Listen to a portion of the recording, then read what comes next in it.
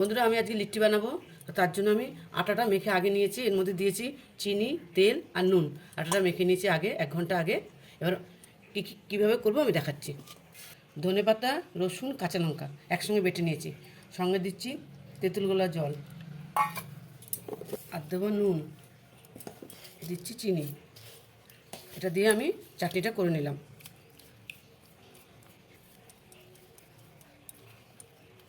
লিট্টি চাটনিটা বানিয়ে নিলাম। এবার লিট্টির পুরটা বানিয়ে নিচ্ছি। দিচ্ছি ছাতু, এখানে আছে কাঁচা লঙ্কা বাটা আর রসুন বাটা আর আদা বাটা।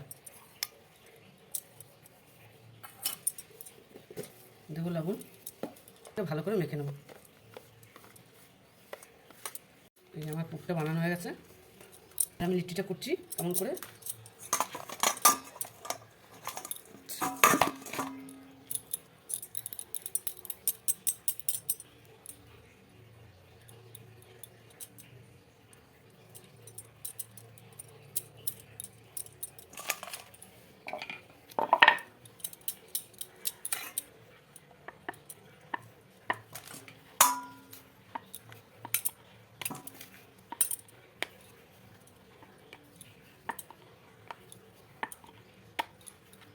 এক এক করে আমি সবগুলো এরকম করে বানিয়ে নেব।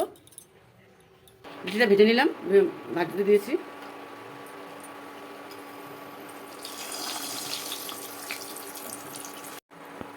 দেখো বন্ধুরা, লিট্টিটা লাল লাল করে ভাজা হয়ে গেছে। এবার আমি এটা তুলে নিচ্ছি।